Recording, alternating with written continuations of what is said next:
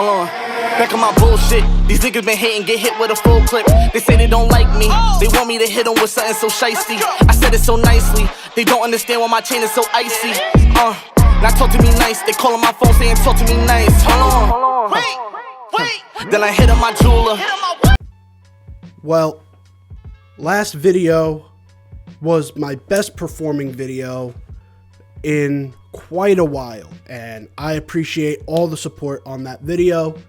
But of course, that was a week and a half ago. I went on vacation, and so we got a lot to talk about here. I wish I could have kept that momentum going, but it'll all work out in the end. What's going on, guys? It's the King of 161st Street, and I am back with another video. And yes, I will let you know. I will let you guys know from now on when I am going on vacation and all that stuff on me. But we're back after a week and a half, and we got a lot to talk about here because there's a lot of shit I missed. So let's get right into it. So there's no use in going back in time talking about the other series. So let's just talk about the latest series that just started, the Los Angeles Angels series. The offense finally woke up amid the Stanton injury, the Donaldson injury / controversy, all that stuff. It was cool to see the offense finally start to step up, and step up during a game where Judge was almost a non-factor. He had the sac fly, but I feel that was about it. One guy who stepped up tremendously was my guy, Jose Trevino, which I'll get to him in a little bit. But we win the game 7-1. Montgomery finally gets run support. Noah Syndergaard looks like he has finally succumbed to all the injuries. He does not look like himself. And yeah, hopefully this is a good bounce back series after the Tampa Bay series. But I want to get into a deeper topic. I've been beating this drum since the start of the season, and I am happy because the Yankees universe has finally started to agree with me. So I'm going to just pound this drum as much as I can from now on until it finally happens. Jose Trevino has to be the Yankees starter. I do not want to hear Jose Trevino isn't as good defensively. He is in the 100th percentile in framing. And this year, Higgy has the most pass balls in baseball. And if it's not that anymore, it very well might be close to it. He has had 4 or 5 pass balls this season. And just so you know, that is not good for this moment in the season. To have 4 pass balls already is absolutely ridiculous. And for people to still say, well, he's still a wizard behind the plate. He just calls a great game.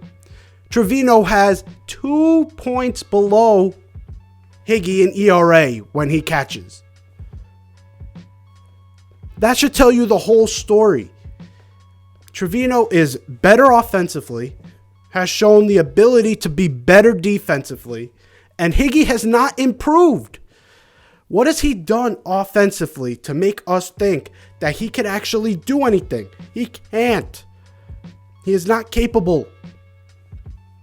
He'll hit against the AAA guys in spring training, which I know. I talked a big game about him coming out of spring training. I get it. Again, I said it in the spring training video. It doesn't always translate.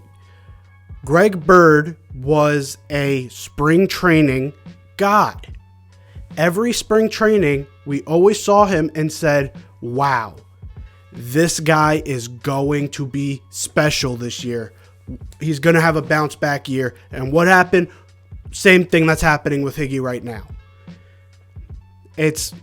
I hope the Yankees see the potential this team has.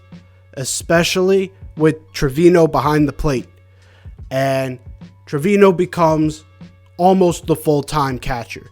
I won't say play him every single day because that's just not how catchers work. Catchers get beat up and all that, so you're going to have to play Higgy once in a while, but I hope that's just what it is. Once in a while. Like maybe once a week, and that's it. Jose Trevino has deserved this spot since April, and I'm happy people are finally starting to see it in June because it has been a long time coming.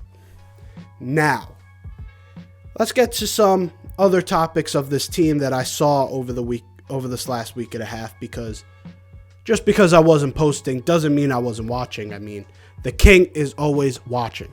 So, other topics to talk about is this bullpen situation. Michael King has finally started to hit his decline, which is okay. You knew he was going to have a downswing at some point. I just didn't expect it to be this far down. But again, I'm not giving up on Michael King just yet. He was magnificent to start this season. There was definitely going to be a drop-off. And a guy who I believe should be the full-time closer now has emerged finally, and that's Clay Holmes. Clay Holmes, so far this season, has a .36 ERA. Hasn't failed on a save opportunity. Only given up one run on the season. It's absolutely incredible what this kid has done. So, I think Chapman right now, especially because he hasn't had consistent time out there, he has to take a back seat for a little bit. He has been struggling of late, and I believe Clay Holmes, although he's not going to keep this up all season. I am a realistic person. I know that .36 or this only giving up one run during this point, it's not going to be one run for the rest of the season. He's going to have his moments. But Clay Holmes has found something with the Yankees, and I couldn't be more happy about it. But the reason why I brought up the bullpen is because I have a feeling the Yankees could be out in the trade market for bullpen arms. And there are teams out there that are struggling that didn't expect to, that might want to sell off. A team, maybe the Phillies. They've got Alvarado, I believe, and they've got good bullpen arms. I believe if the Yankees wanted to, they could go to Philadelphia and say, hey, we want these guys. And they could make a trade like that.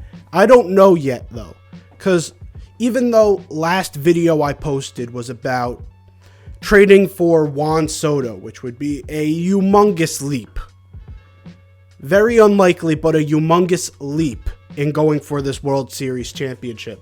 If you're not taking that humongous leap, I don't know if you want to fuck with this locker room. I don't know if you want to fuck with this locker room for something small, like getting more bullpen depth. Maybe doing a trade like you did for Holmes last season, like cash considerations or like a low-level prospect. A guy like that could be in order. I don't have a name in mind, but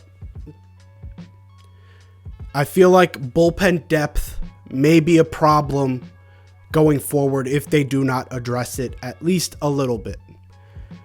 I do not want to see Ron Marinaccio ever again.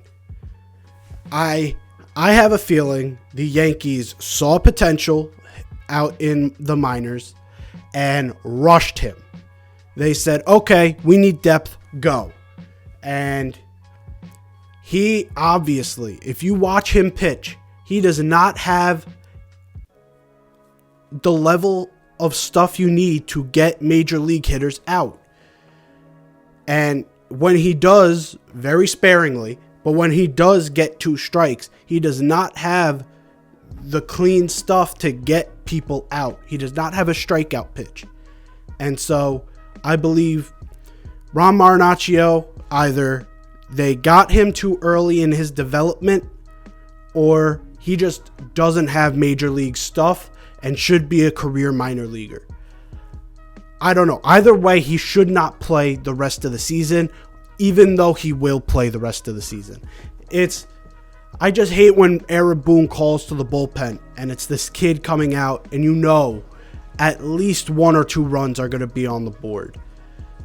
It's ridiculous at times. Unless we're in a situation like last night where it's like 7-0, then you bring out a guy like Marinaccio, because if he gives up a couple runs, it's not that big of a deal.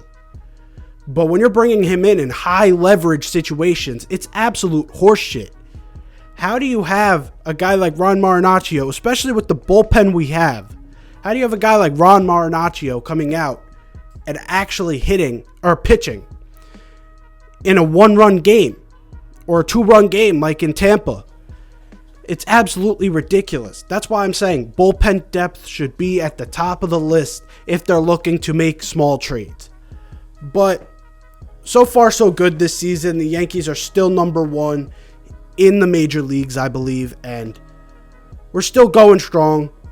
We have another game tonight against Los Angeles, and tomorrow I will be, tonight and tomorrow I will be back the next day with another video, keeping the same schedule I was. Wednesday, Friday, Monday, Wednesday, Friday. So hopefully you guys enjoyed. If you did, leave a like down below. If you're new here, hit that sub button.